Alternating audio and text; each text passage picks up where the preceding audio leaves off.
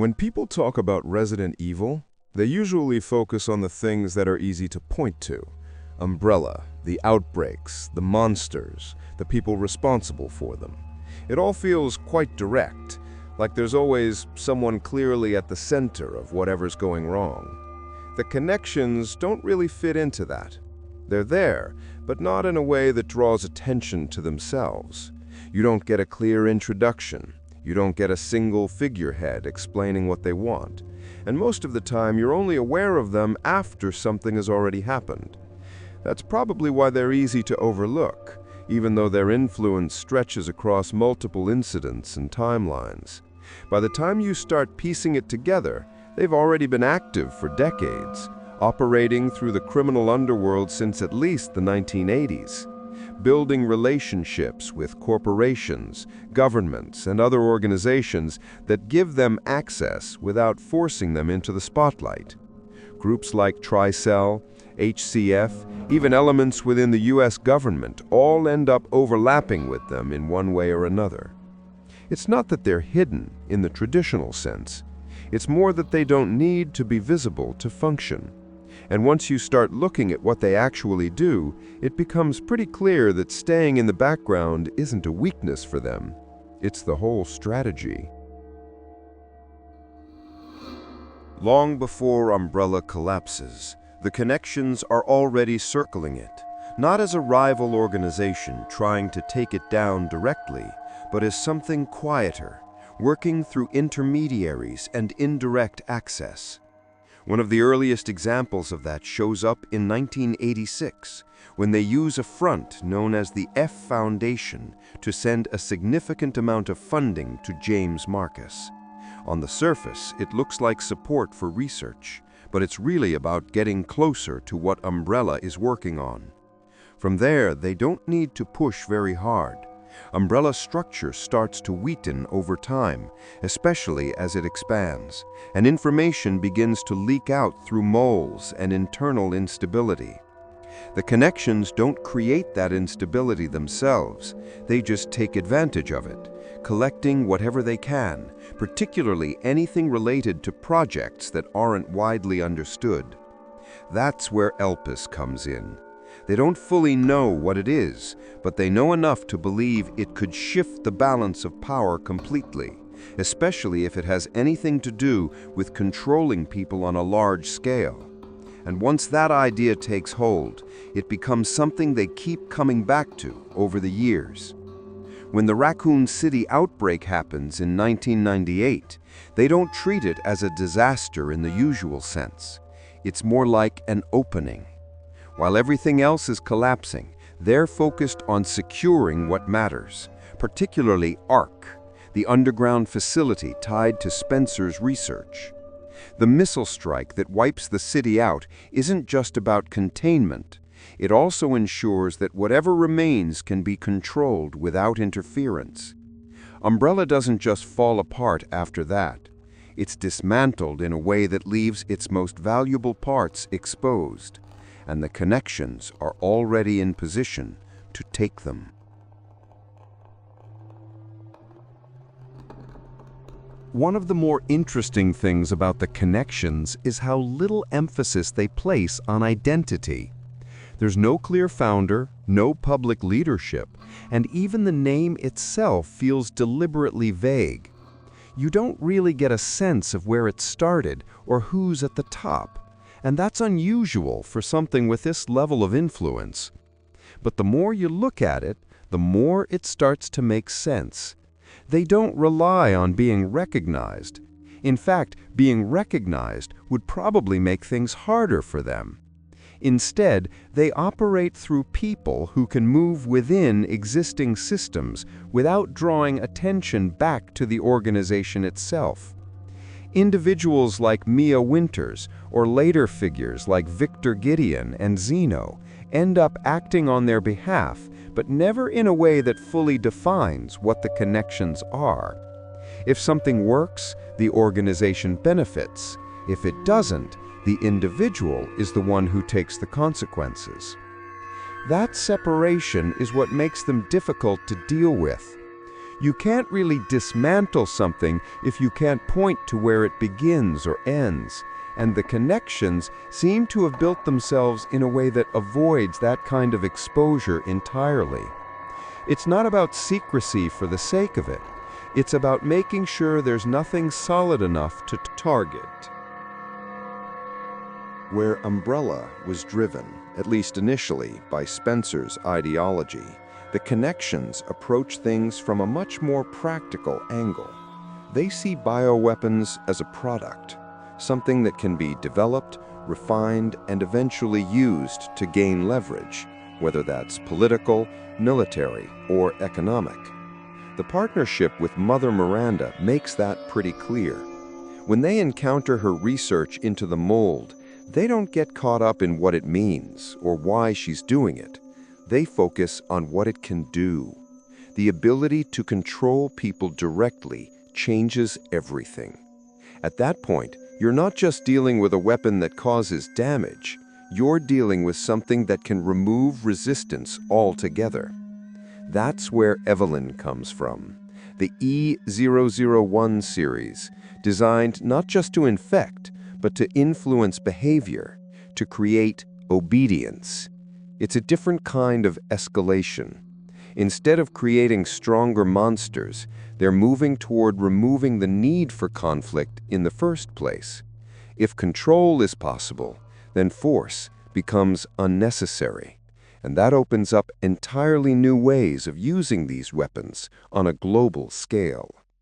What's important here is that they don't treat this as the end goal. It's just the next step. The issue with something like Eveline is that it only works as long as it can be managed, and that turns out to be the problem. During transport in 2014, she escapes, leading into what becomes the Baker House incident. From that point on, the situation is no longer contained in the way the connections intended. Eveline becomes unstable, the environment changes, and control starts to slip in ways that can't be easily corrected. What's interesting is how they respond to that. They don't rush in to regain control directly. Instead, they monitor what's happening, using people like Lucas Baker to feed information back while things continue to deteriorate.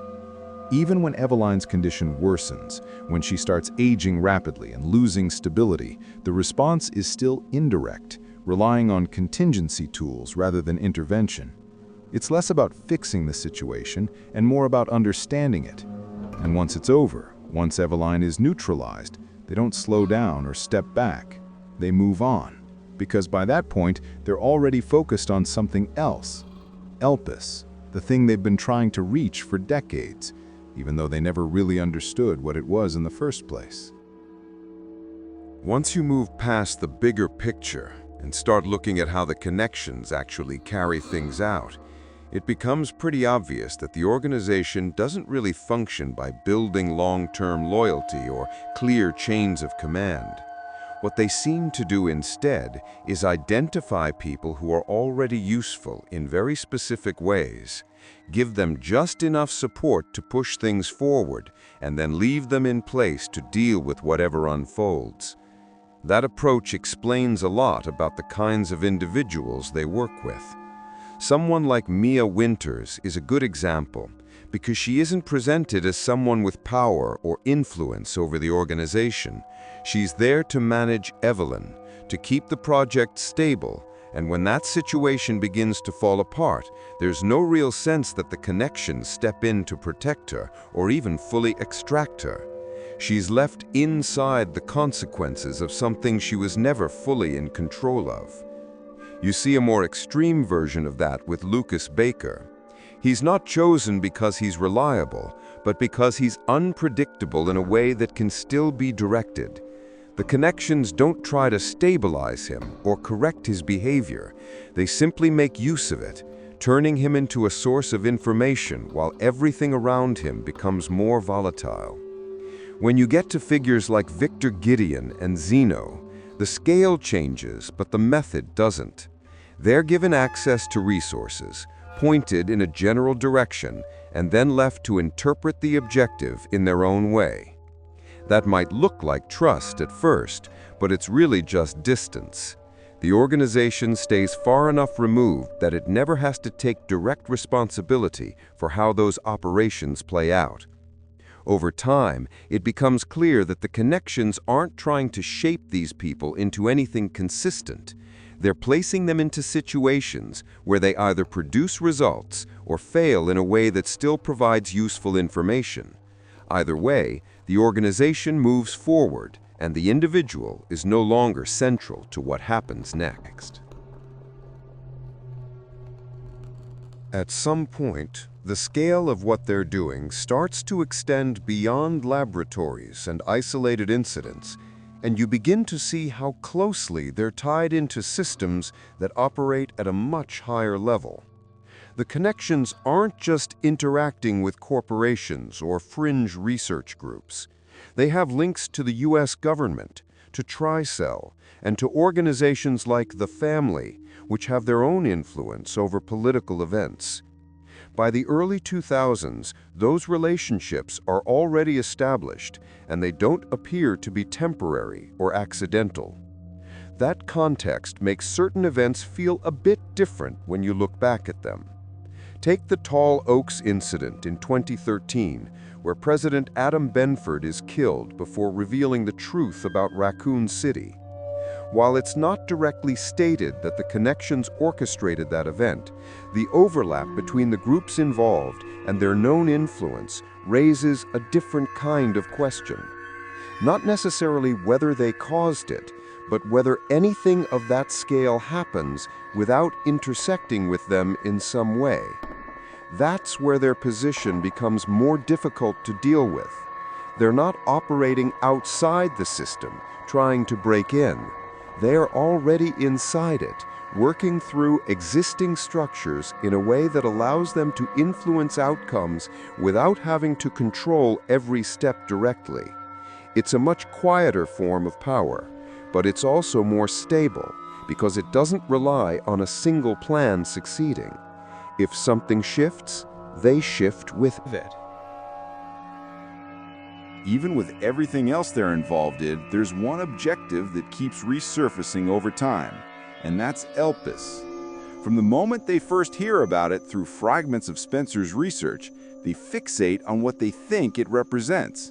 The idea that it could be a virus capable of controlling human consciousness fits perfectly with the direction they're already moving in, especially after their work with the mold in Evelyn. The problem is that they never actually confirm what it is. Instead, they build an entire line of thinking around incomplete information, and that starts to shape the decisions they make over the next few decades. Securing Ark after the destruction of Raccoon City gives them a physical location to work from, but it doesn't solve the underlying issue, which is that they don't have the means to access Elpis directly. That's where their approach starts to become more complicated. They begin funding external work, supporting people like Gideon who are willing to push further into unstable territory in order to reach the same goal. At the same time, they develop their own theories about how Elpis might be unlocked, including the idea that a specific individual or bloodline could act as the key. That's how Grace Ashcroft becomes central to their plans, even though she was never part of the original experiments in the way they believed. Rather than adjusting their understanding, they continue forward with the assumption that their interpretation must be correct, and that the missing pieces will fall into place once they get close enough. In a way, they start to resemble the people they've been working with. They're no longer just directing operations from a distance. They're chasing something they don't fully understand and committing to it anyway. When Elpis is finally reached, it should have been the point where everything they'd been working toward comes together. Instead, it's where things start to unravel.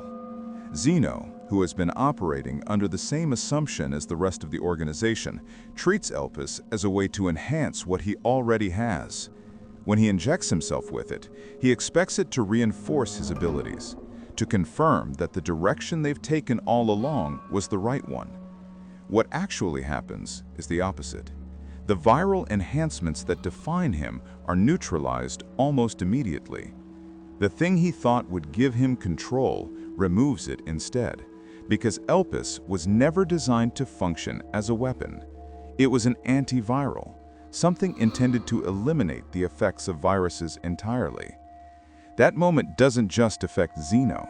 It cuts through everything the connections have been building toward, because it exposes the fact that their central assumption was wrong from the beginning. All the resources, all the time spent securing Ark, all the work carried out by people like Gideon, it was all based on an interpretation that never matched reality. What follows is less of a controlled collapse and more of a chain reaction.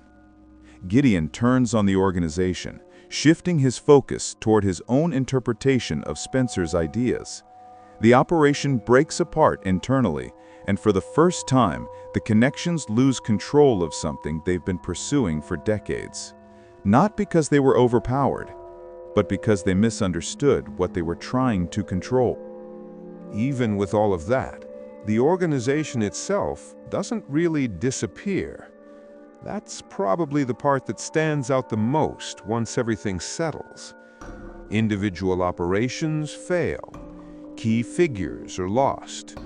Plans collapse in ways that can't be recovered. And yet, the connections continue to exist in the background, adjusting to what's happened rather than being defined by it. Part of that comes down to how they're structured. They're not built around a single idea in the way Umbrella was under Spencer, so they don't fall apart when one direction stops working. If something like Elpis turns out to be useless for their purposes, they don't need to force it to fit. They can just move on to something else.